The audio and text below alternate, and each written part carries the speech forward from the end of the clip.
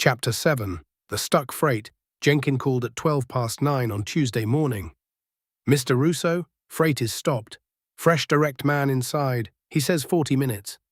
2 minutes. Vincent took the service stair down from 2 to the basement, picked up the control panel key, and took the service stair back up to the lobby. Hector was already there with his tool roll. Mrs. Adler was on her way out to the rooftop garden. She paused by the lobby desk, saw Vincent's face, and kept going. The freight car was stuck between the 3rd and 4th floors. Vincent stood at the lobby call panel and worked the selector switch. The car would not answer. The emergency phone in the car was dead. The motor was silent. The only sound in the shaft was the 8th floor groan of the passenger elevator above, continuing as it always did. "Luis," Vincent said to the lobby phone, "Luis Mendoza, the freight. You hear me?" A pause, then a voice, calm.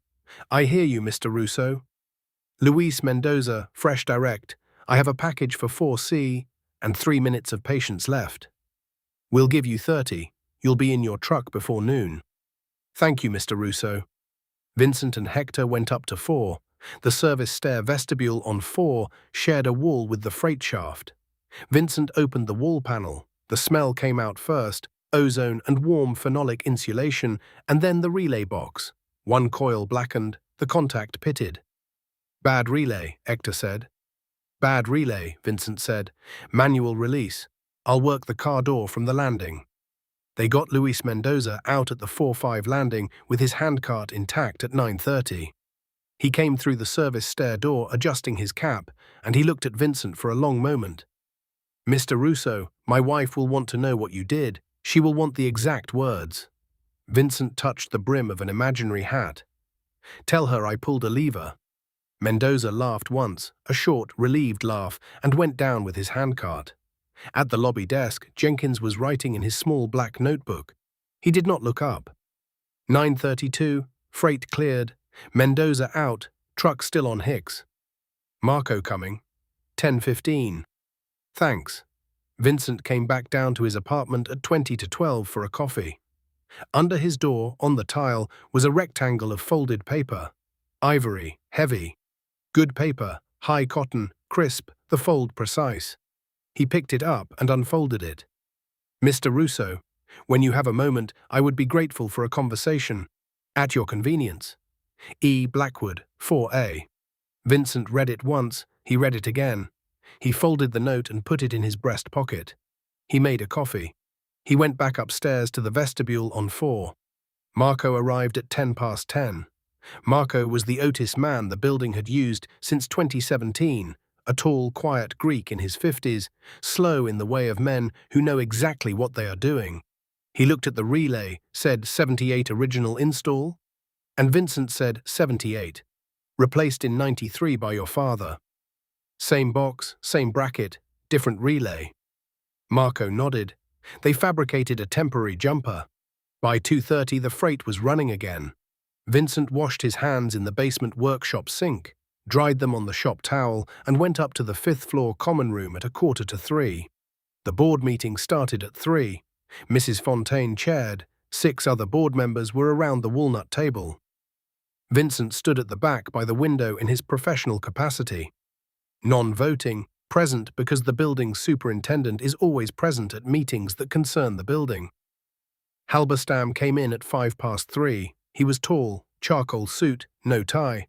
The watch was a Patek Philippe on a leather band. His shoes were Oxfords, quiet on the old parquet, recently resoled. He carried a prospectus printed on heavy linen stock. He shook Mrs. Fontaine's hand and nodded to each board member individually, by name. He did not sit down. "Thank you for the time, Mrs. Fontaine. I'll be brief." He slid the prospectus across the table. 180 for the assemblage. 12 over market for your building specifically. Non-contingent, May closing, tenant relocation assistance funded separately and generously. I'd rather we be friends across this, Mrs. Fontaine. It is the neighborhood I was raised in. Mrs. Fontaine was quiet for a beat. "Thank you for coming this evening, Mr. Halberstam. The board will consider." "Of course." He nodded to each board member again on his way out. He passed Vincent at the door. He did not smirk, he did not circle. He said, "Mr. Russo, a well-kept building. Thank you, Mr. Halberstam." That was all. Halberstam went down. Jenkins wrote the exit time in his notebook. The board continued the meeting. Vincent stayed at the window. He did not speak. The board finished at 5:15. Vincent went down the service stair to the basement and sat at the workbench for a long time. He did not go to 4A that evening. He needed the night between. The next afternoon at 4:15, Vincent knocked on 4A. Blackwood opened the door. He was 84, tall once, stooped now. White hair combed carefully, a cardigan, buttoned, slippers. He said, "Mr. Russo, thank you for coming.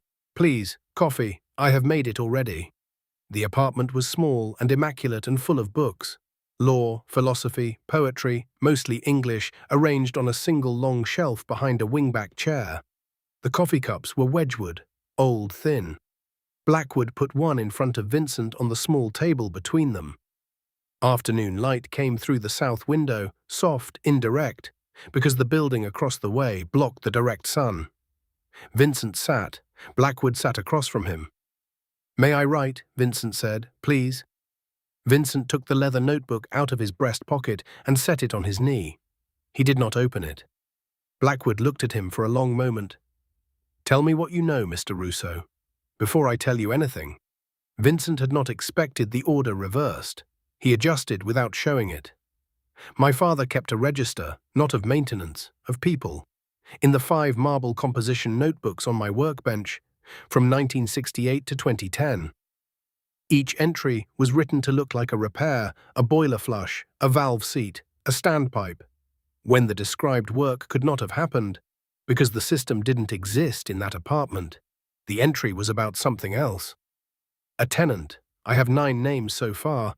The most common in Notebook B is Margulies, 7C, 1964 to 1992. Blackwood nodded once. He did not speak. The surname is the tenant. I worked that out. The apartment number is usually the tenant's apartment, but not always. When it isn't, something has moved. That part I have guessed but not proved. And I believe, from a cavity I found behind the bookshelf in 11D in October, that whatever he was doing for these tenants involved building places in the walls. I counted the loose panel in 11D. I haven't opened it. I won't until I understand what it is." He paused. "I think that's most of it, Mr. Blackwood. What I don't know is why, or how long this has been going on, or who taught him." Blackwood took a breath in, slowly. He let it out. "You have worked most of it out on your own, Mr. Russo. I had hoped, honestly, that I would have less to say. I have guesses, I don't have confirmations." "Then I will confirm." Blackwood folded his hands in his lap. "You are correct about the surnames. You are correct about the apartment numbers. You are correct that sometimes the number indicates where something has been moved to, not where the tenant lives. When a tenant died or left the building and the contents of their cavity had to go somewhere else, a different apartment's cavity, the basement, an institution, the new location went into the entry. Your father did not explain this system in writing anywhere. He expected to explain it to you in person. He meant to begin in 2014. He died in February.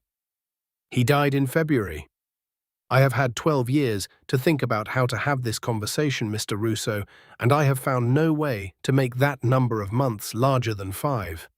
Vincent's hand closed around the coffee cup. He did not drink. "The word for it," Blackwood said, "is custodianship. It is older than the building. It is older than the word. It is what a certain kind of decent man in this neighborhood has done for his neighbors for 100 years. Plunkett trained your father in 1968 in this apartment. I sat in that chair. Your father sat in the one you are sitting in now. You were one of them. I was. I am. One does not formally retire from it. One stops taking new depositions. The old ones remain your responsibility until they are closed. I retired from the court in 2007. From this I have not retired. You were a judge. New York State, 31 years on the bench. Your father did not tell you that either. No, he would not have. It was not relevant to what he wanted me to be to you should the day come. He wanted me to be the man in 4A. Vincent opened the notebook. He wrote a single line at the top of a fresh page. 4A, Wednesday, 4:15 p.m. He closed it. Blackwood waited for him. The cavity in 11D, Vincent said. Your father built it in the summer of 1985 and into the fall of 1986. Mrs. Weissman asked him for a place for some papers. He built her a place. He never asked what the papers were. I do not know what the papers are either. I am not supposed to. Nor are you supposed to know, strictly speaking, but you already do, because she is dead and Rebecca is her heir and the system has turned over. I will not pretend the rules were written for this situation. They were not. Vincent looked at the coffee. He had not touched it. Will you teach me the code? He said. The rest of it. The parts I haven't worked out. Yes. Not tonight. Tonight is for the news itself. Next week I will teach you what you still need. You will need notebook A on your bench. I will need you to bring it. All right. Your father was one of the finest men I have known, Mr. Russo. I say this as a judge who has seen many kinds of men. Vincent nodded. He did not speak. He could not yet.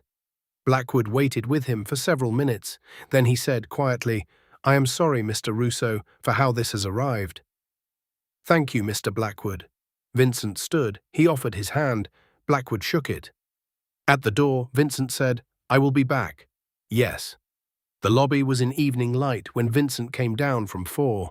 The brass mailboxes held an orange reflection from the sunset through the front door. Mrs. Adler was coming in from the rooftop garden committee, a canvas bag with gardening gloves over her arm. Vincent paused. Mrs. Adler, Estelle Margulies, 7C. Do you remember her? Mrs. Adler's face moved, a small, unsurprised movement, as if she had been asked about weather. Of course, Vincent, a very quiet woman. Your father did favors for her. Not many, I only remember once, but I remember because it was the kind of thing he did not talk about. She looked at him. Should I have told you before? No, Mrs. Adler, you told me when I could hear it. She touched his arm once, lightly, and continued toward the elevator. Vincent stood in the lobby for a moment longer. Then he went down to his apartment and called Rebecca. Rebecca came at 8:45. The box was on Vincent's kitchen table. It had been there since August, sealed, unopened, waiting.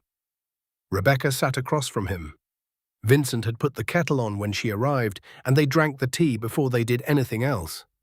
Neither of them spoke much. When the tea was gone, Rebecca said, We open it now, Vincent. We open it now. The box was wooden, the size of a hardback book, sealed with wax at the seam. Vincent cut the wax with a utility knife. He lifted the lid. Inside, a sheet of waxed paper folded once around a sealed manila envelope. He unfolded the waxed paper. He lifted the envelope out and slit it along the short edge. Inside the envelope was a bundle of letters tied in flax twine, yellowed, German cursive on each folded sheet, the paper soft with age but not brittle. On top of the bundle was a single folded sheet in a different hand, looser, more informal. Rebecca lifted the single sheet by its corners. She read the first line silently, then the second. Then she read aloud, in undertone, Meine liebste Judith, I am writing these in haste because I am tired. Please keep them safe for me until I no longer need to worry. She stopped. She turned the sheet so Vincent could see the signature and the date. Margot, Zurich, 12th of July, 1986. Rebecca said, Vincent, I think these may be what Dr. Voss has been waiting 40 years to see. I think they are. We will not read them tonight. No. They closed the box. Vincent walked Rebecca down to her car. Jenkins was on the evening shift and wrote the exit in his book without comment. Vincent went back down to the workshop and sat for a while without turning on the light. Thursday at 11 in the morning, Ruth Park brought Dr. Heinrich Voss up to 11D. Rebecca had come in from NYU. The box was on the dining table. Voss was 78, thin, grey-haired, in a grey wool jacket. Ruth produced a pair of white cotton gloves from her bag and handed them to him without a word. He put them on. He did not touch the letters. He bent over the Margot note for a long time, 2 full minutes, without speaking.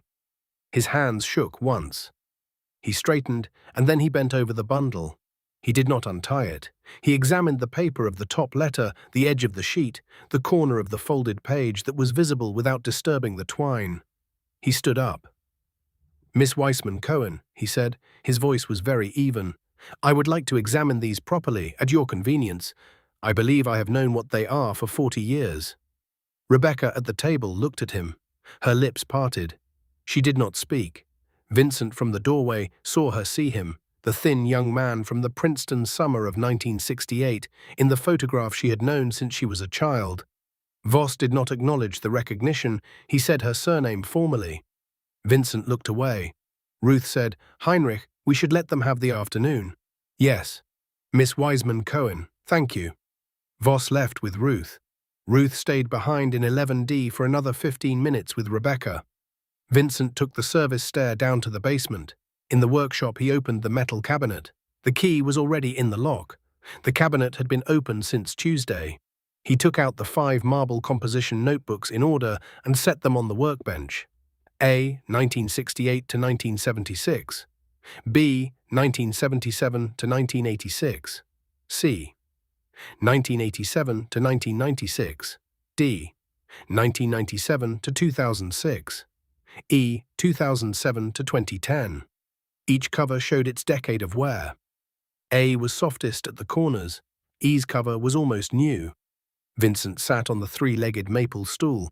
He did not open any of the 5.